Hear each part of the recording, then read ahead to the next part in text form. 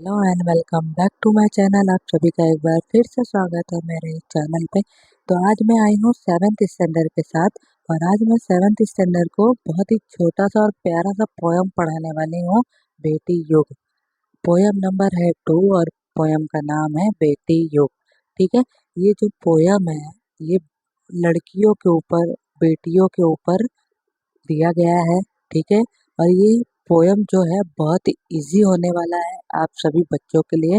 जो बच्चे 6 से 7th स्टैंडर्ड में जाने वाले हैं उनके लिए ये पोयम बहुत ही इजी होने वाला है। तो बच्चों, मैं आपको बहुत ही शॉर्टकट में ये समझाने वाली हूँ। तो जो भी बच्चे इस पोयम को पढ़ने वाले हैं, पढ़ेंगे क्लास में, घर पे अगर पढ़ेंगे तो सबसे पहले उनको ये पोयम पूरा रीड करना पड़ेगा। उसके बाद आपको सब कुछ समझ में आने वाला है। जब आप मेरा ये वीडियो देखेंगे तो आपको सब पोयम का मतलब अच्छे से समझ जाएगा। तो आप बहुत ही अच्छे से एक्सप्लेन कर सकते हो अपने पेरेंट्स को और या अपने टीचर्स को। ठीक है, तो चलिए बच्चों स्टार्ट करते हैं। जो पहले के ज़माने में हमारी नानी दादियाँ होती थी, आप लोगों को पता होगा कि जो हमारी नानी दादियाँ थी पहले के ज़माने में, वो ढेर सारी कथा कहानियाँ हमको सुनाती थी और हमें बहुत ही ज़्यादा मज़ा भी आता था पहले के ज़माने में अपनी नानी और दादियों से वो कहानी सुनकर। और ऐसा नहीं है कि इस टाइम नहीं होता है, इस टाइम भी हमारी नानी और दादी जो होती हैं वो इस समय भी, इस आज के जनरेशन में भी वो हमें कहानियाँ सुनाती है। ऐसा नहीं है कि पहले के ज़माने में ही हमारे नानी और दादियाँ कहानी सुनाती थी। इस ज़माने में भी कुछ नानी और दादियाँ होती हैं जो बहुत ही प्यारे-प्यारे कहानियाँ और स्टोरी हमें सुनाती है, जो कि सुनकर हमें बहुत ही अच्छा लगता है। तो चलिए बच्चों आगे बढ़ते हैं। तो जैसा कि मैंने बोला था कि ये जो पोयम है ये बेटे और बेटी दोनों के ही बारे में दिया गया है।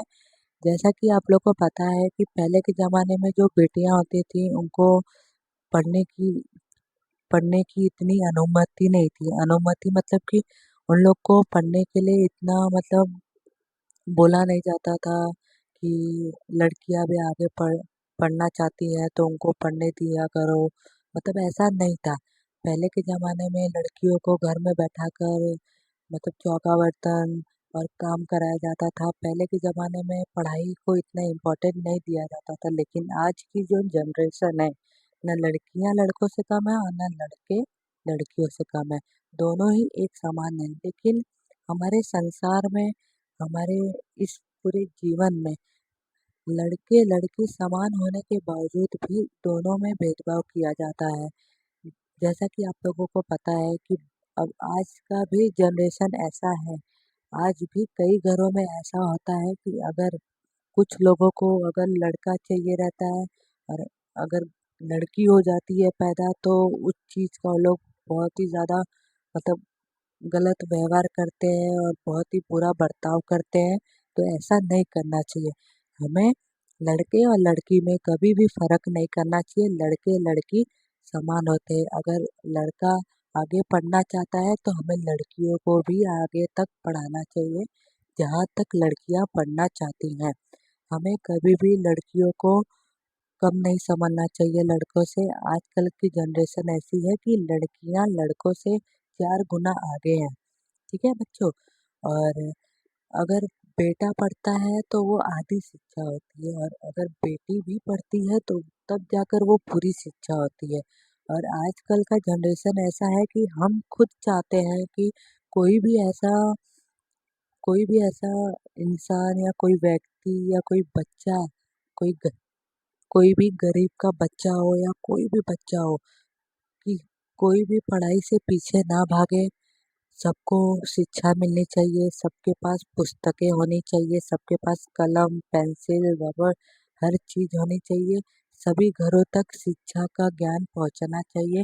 शिक्षा का ज्ञान आजकल के जो नव युवा है उन उन सभी के अंदर आजकल आजकल का जो ज्ञान है वो होना बहुत ही ज़रूरी है और सभी बच्चों को नॉलेज होना चाहिए, हर एक चीज़ का नॉलेज होना चाहिए और सभी, चाहे वो लड़का हो, चाहे वो लड़की हो, सभी को शिक्षित होना ज़रूरी है।